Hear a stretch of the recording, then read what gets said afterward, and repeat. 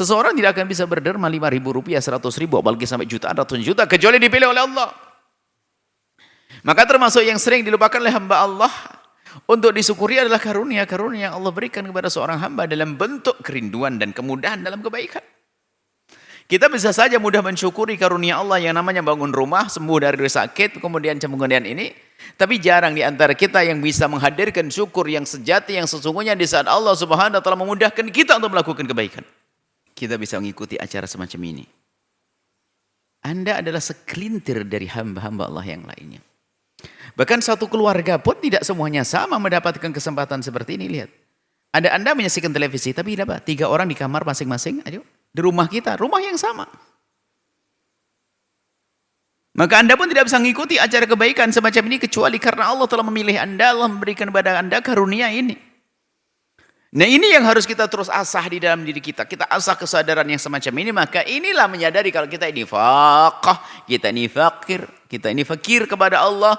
Kita akan bisa ini kecuali Allah. Kalau orang terus senantiasa membangun kesadaran dalam dirinya semacam itu, kapan dia bisa sombong kepada sesama? Dan kapan akan lemah semangat beribadah wong dia selalu punya hajat kepada Allah?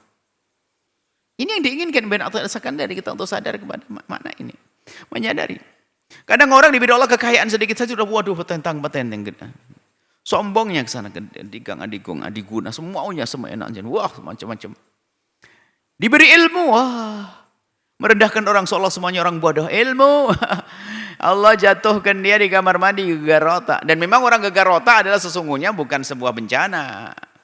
Karena bisa saja karena Allah ingin hapus dosa-dosanya setelah itu. Cuman maksudnya jangan sombong kalau seandainya maksud kami itu bukan kita merendahkan orang jatuh lalu gegar otak. Begitu, tidak. Bukan itu, dia bisa saja orang dimuliakan oleh Allah, dia lagi kunjung ibundanya, kemudian tabrakan, gegar otak sampai hilang akalnya dan sebagainya. Dia akan diangkat derajatnya oleh Allah dari sisi ini. Cuman maksudnya apa? Jangan sombong dengan otak, kecerdasan dan kepandaian ilmunya. Bisa saja Allah jatuhkan kemudian hilang ilmunya. Dan alangkah banyaknya orang tiba-tiba hilang ilmunya. Bahkan kita menemukan satu orang subhanallah. Memang kalau kita tinjau dari sisi syariat, mereka diampuni, nggak ada dosa. Tapi dia tidak ingat apa-apa. Bahkan kita mengingat satu orang itu ada ingat itu hanya ingat masa mudanya saja, masa tuanya sudah tidak ingat. Jadi kayak semacam memori-memori di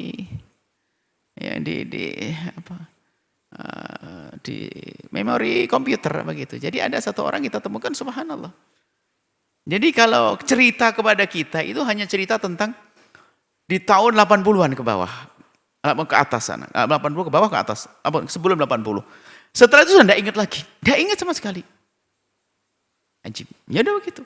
Artinya itu pelajaran. Adapun dianya yang diuji Allah dengan semacam itu bukan sebuah bencana sesungguhnya, karena kalau Allah menghilangkan akal seorang hamba, sesungguhnya Allah akan tahan dia untuk tidak berdosa, kan begitu sebetulnya.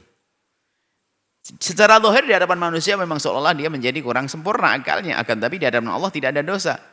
Tetapi yang kami hadirkan ini maksudnya apa? Kalau kita sombong dengan kecerdasan, Allah bisa cabut waktu itu. Kalau kita sombong dengan harta yang melimpah, Allah cabut. Qarun itu nggak mau menyadari kalau dirinya itu mendapatkan rezeki dari Allah. Dia mengatakan ini dariku. Aku sendiri yang berusaha. Sombong dia, ditanya mau saya dari aku karena usahaku. Usahanya Fir'aun Qarun sendiri. Sama siapapun dia kasih jabatan, runtuh.